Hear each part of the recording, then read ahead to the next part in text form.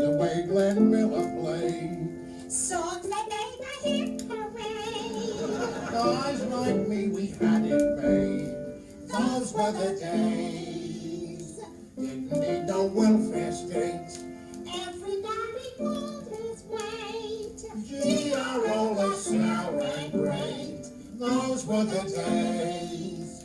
And you knew where you were. Girls were girls and men were men. History could use a man like Hagen Hoover again. People seem to be content. $50 paid the rent. Freaks were in a circus tent.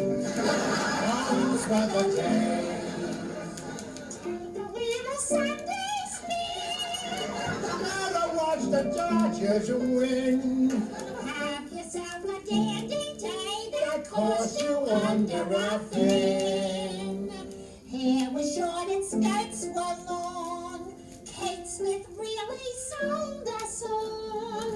I don't know just what went wrong. Those were the days.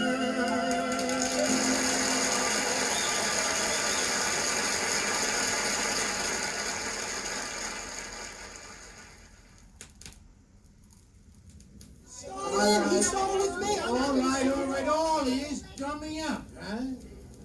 Because here it is, quotes. And the Lord God caused a deep sleep to fall upon Adam, and he slept. And he took one of his ribs and closed up the flesh instead thereof. And the rib which the Lord God had taken from man made he a woman and brought her unto the man. I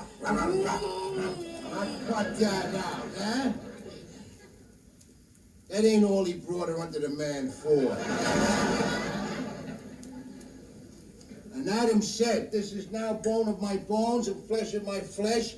She shall be called woman because she was taken out of man. Now, there it is, in black and white.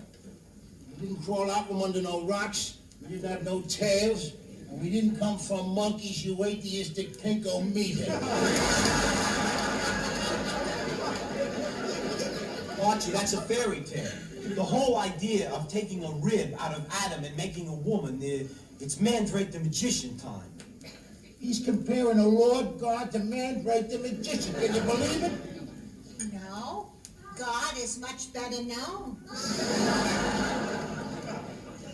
Well, yous two may have come from monkeys and bamboos, but not me. The Lord God created me in his image.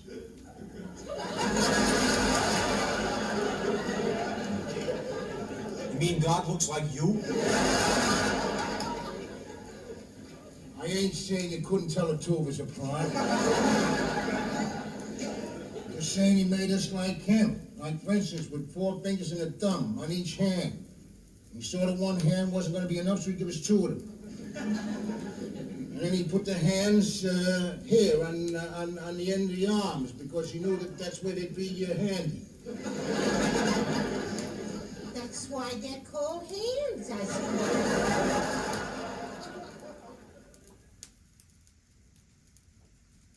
Edith, did you bring these things into the house?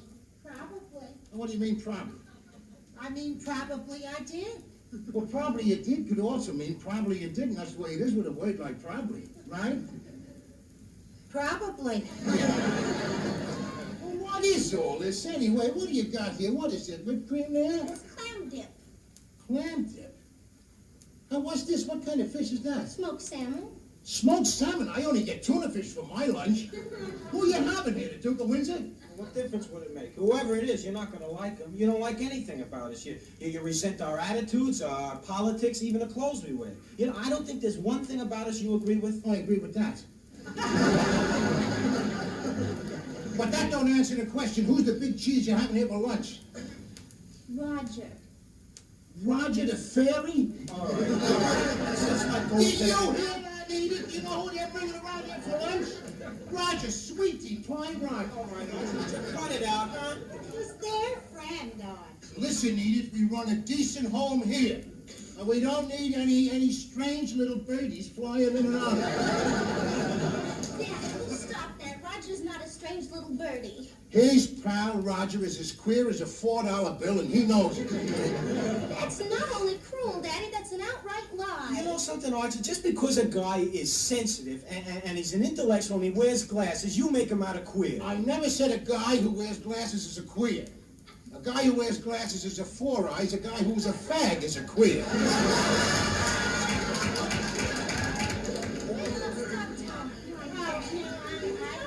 Well, go ahead, Edith. Now answer the guy. Now, you've seen Roger sashaying around here with his la-di-da talk. He's a pansy.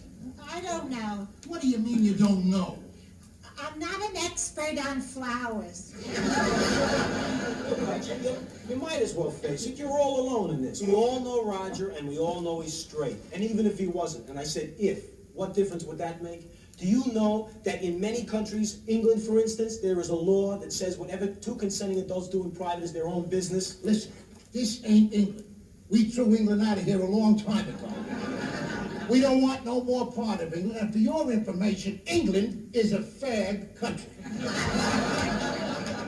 What? Say, ain't they still picking handkerchiefs out of their sleeve, huh? The whole society is based on a kind of a fagdom. You know you're right, Archie. You're right. The British are a bunch of pansies. Pansies, fairies, and sissies. And the Japanese are a race of midgets. The Irish are boozers. The Mexicans are And bandits. you Polacks are meatheads.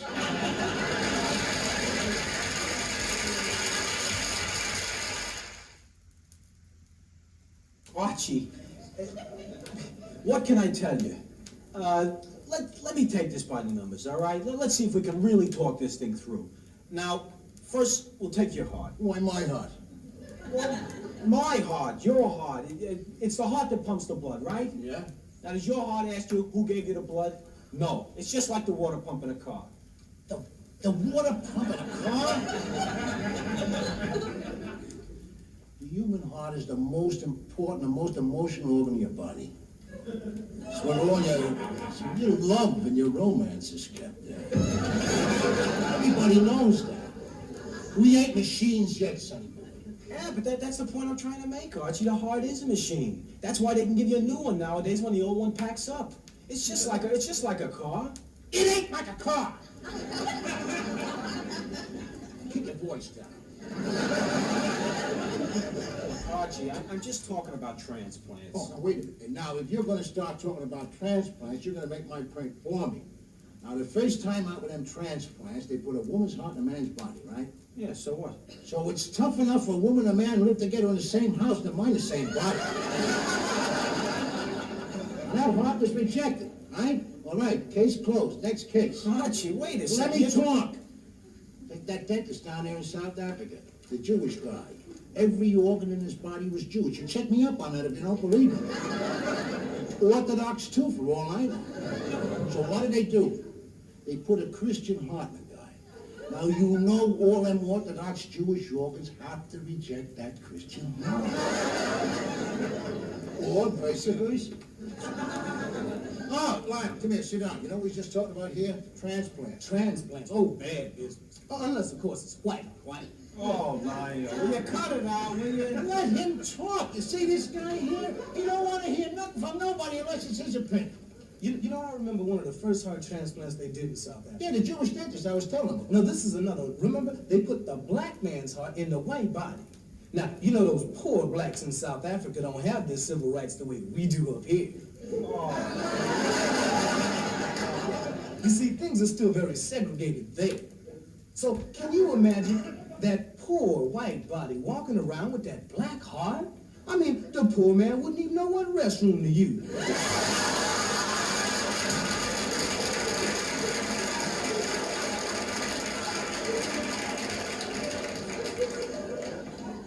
I never thought of that.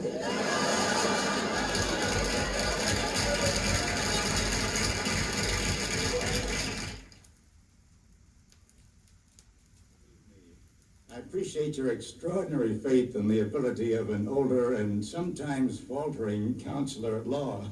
As a matter of fact, it was your rather eloquent appeal to my secretary that induced me to come out at all. I can only hope that your confidence in me is well-founded. Don't he talk good, Edith? Huh? I know the real article when I see one, Mr. Rabinowitz. You people really believe in education, don't you? We often say, Mr. Bunker, the tree of learning bears the noblest fruit. You hear that? The tree of learning. I read that in a fortune cookie once. You stifle yourself. Probably made in a Jewish bakery. Come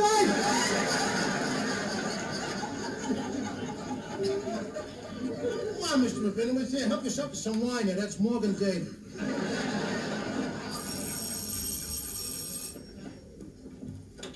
Oh, how do you do? Well, I'm the attorney for Mrs. Greenspan. Oh, well, come in. My card. Thank you. Archie, this is Mr. Clarence the Fifth Marshall. That's Clarence V. Marshall, ma'am. I thought it was a Roman number. I'm Solomon Rabinowitz, representing the injured party, Mr. Bunker. Pleased to meet you. Let me take your coat. Won't you sit down, Mr. Marshall? Well, how are you feeling, Mr. Bunker? We are in great pain, Mr. Marshall. The Bunker family physician, Dr. Ferguson, confirms that our upper and lower back are in spasm, and the whiplash in our neck is quite severe. It looks like a long, long siege ahead. Yes. Mr. Bunker, according to our witnesses... Witnesses? You said nothing to me about witnesses, Mr. Bunker. Oh, the kids, you know. Oh, yes, the little children in the playground. Hardly admissible. Yes, but I'm referring to a station wagon filled with nuns.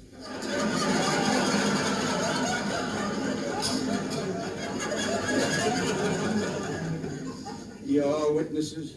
A station wagon filled with nuns.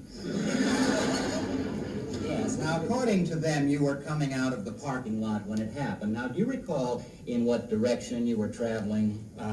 His vehicle was headed north, I believe. Yes, but he was traveling south.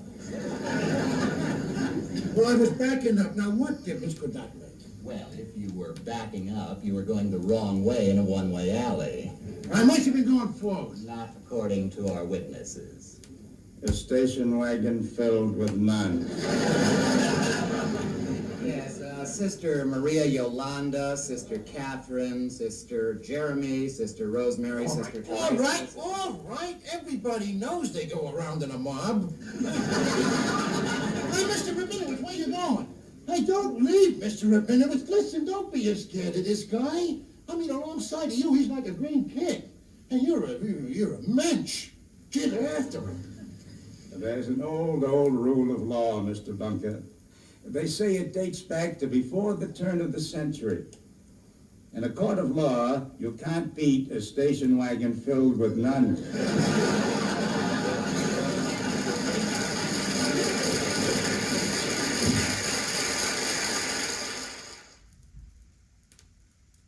Have you heard the good news? No, but I've got some good news of my own. Lionel, we're having a black family for neighbors. Yeah, they just bought Jim Bowman's place for $26,000. $5,000 down on a 20-year mortgage.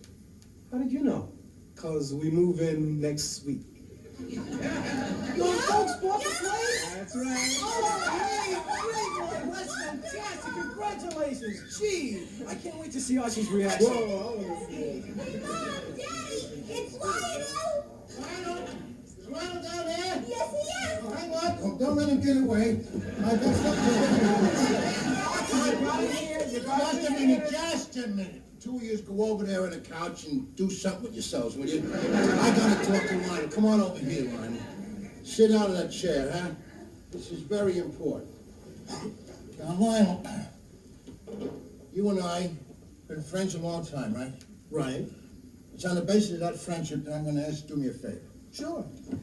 Jim Bowman, our neighbor down the way, just sold his home to a family of colors. No. 2 doors away, can you believe it? Does Mike know about this? Yeah, he knows about it. All he can say is 12% of the neighborhood ought to be black. 12%? Oh, no. If you follow that kind of thinking, 88% of the Harlem Globetrotters ought to be white.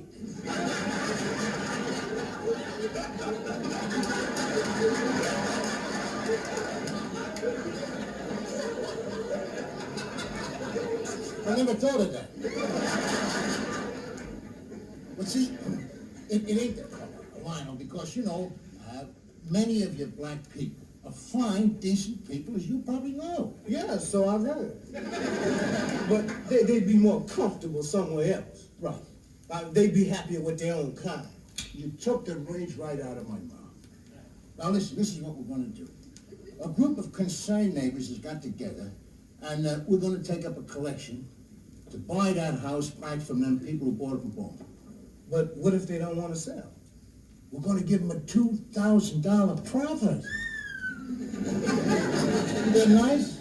Yeah. So why should they turn down a $2,000 profit in order to stay in the neighborhood where they ain't wanted? And you're going to tell them they ain't want it. Oh, no, Lion, you can't go up to people and say a thing like that. I mean, this is America.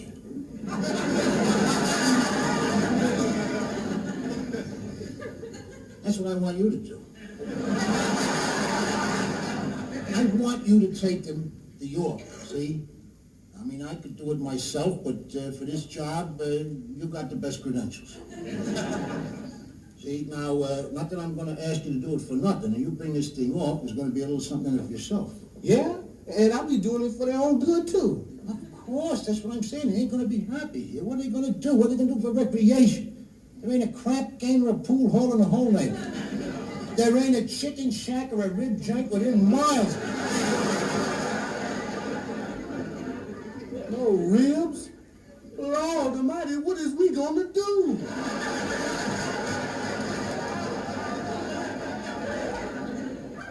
Wait a minute. Wow, just a minute. We? Who's we? My mother, my father, my aunt, and me. Lionel, your family? I gotta tell you something, Mr. Bunker. My family bought Mr. Bowman's house. And we're gonna keep it. We like it here. We like the house, we like the neighborhood, and I know we're gonna get along just fine with the neighbors. I'll see you later, Mr. Bunker.